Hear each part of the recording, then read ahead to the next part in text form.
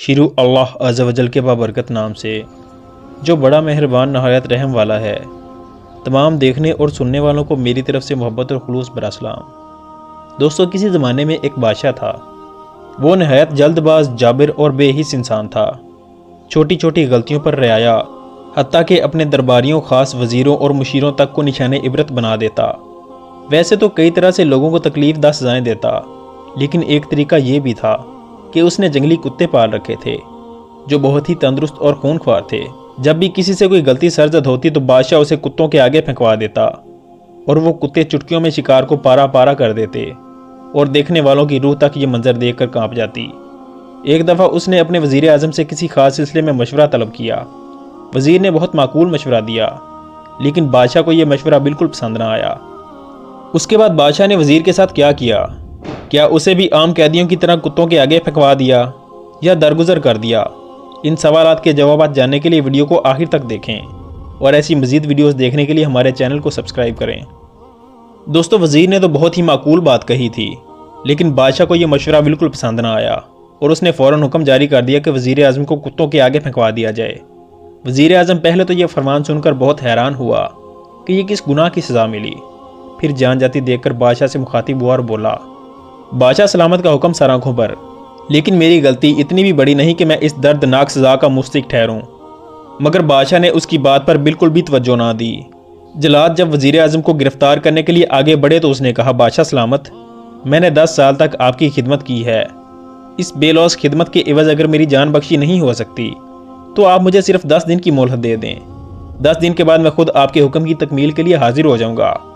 بادشاہ نے یہ سن کر اسے 10 دن کی مہلت دے دی۔ وزیر دربار سے نکلا اور سیدھا ان کتوں کے رکھوالے کے پاس پہنچا جو ان کتوں کی حفاظت اور کھلانے پلانے پر مامور تھا۔ وزیر اعظم نے اس سے کہا، مجھے 10 دن ان کتوں کے ساتھ گزارنے ہیں۔ ان 10 دنوں میں ان کتوں کی مکمل رکھوالی میں کروں گا، حتیٰ کہ ان کے کھانے پینے، اوڑھنے بچھونے اور نہلانے تک کے سارے کام میں خود سر انجام دوں گا۔ کتوں کا رکھوالا پہلے تو یہ بات سن کر بہت حیران ہوا کہ وزیر اعظم ایسا کیوں کر رہے ہیں، مگر پھر ان کو 10 دن گزارنے کی اجازت دے دی۔ ان 10 دنوں میں وزیر اعظم نے کتوں کا بہت خیال رکھا، سارے کام خود کیے اور نہایت پابندی اور تندہی کے ساتھ یہ سارے کام سر انجام دیے، یہاں تک کہ کتوں کو بھی وزیر اعظم کے ساتھ انس ہو گیا اور یہ سب کتے وزیر اعظم کے ساتھ مانوس ہو گئے۔ اس طرح 10 دن مکمل ہو گئے۔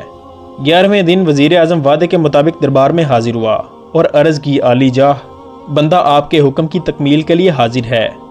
بادشاہ کے حکم پر وزیر اعظم کو کتوں کے آگے پھینکوا دیا گیا، لیکن اگلا منظر دیکھ کر سب لوگ حیران رہ گئے۔ آج تک کتنے ہی لوگ ان کتوں کے سامنے اپنی جان گنوا چکے تھے۔ ملزم کے گرتے ہی چٹکی میں کتے اس کا نام و نشان تک ختم کر دیتے تھے، لیکن آج اس کے بالکل برعکس ہوا۔ وزیر اعظم کو جب پھینکا گیا تو کتے دم ہلاتے ہوئے وزیر اعظم کے پیر چاٹنے لگے۔ وزیر اعظم کپڑے جھاڑتے ہوئے اٹھا اور بادشاہ سے مخاطب ہو کر کہا، بادشاہ سلامت، میں نے ان کتوں کے ساتھ محض 10 دن گزارے۔ آج انہوں نے میری ہر خدمت کو یاد رکھا اور مجھے نقصان پہنچانے سے باز رہے، لیکن آج آپ نے میری چھوٹی سی غلطی پر میری 10 سال کی خدمت اور خلوص کو پس پشت ڈال دیا اور اتنی بڑی سزا دے دی۔ بادشاہ کو اپنی غلطی کا احساس ہو گیا تھا۔ اس نے وزیر اعظم کو اس کے عہدے پر دوبارہ بحال کر دیا اور آئندہ بے جا ظلم و ستم سے باز رہا۔ پیارے دوستو، غلطی ہر انسان سے ہو جاتی ہے، اسی لیے تو اسے انسان کہتے ہیں۔ اگر غلطی نہ کرے تو انسان نہیں بلکہ فرشتہ کہلائے۔ دوسروں کی غلطیوں کو ہمیشہ درگزر کرنا سیکھیں اور چھوٹی چھوٹی باتوں پر دوسروں کے ساتھ تعلقات ختم نہ کریں۔ ہمیشہ اچھائیوں کو مد نظر رکھیں اور سب کے ساتھ رحم دلی کا رویہ رکھیں۔ اللہ پاک سب بھائیوں کو درگزر کرنے کی توفیق عطا فرمائے۔ آمین ثم آمین۔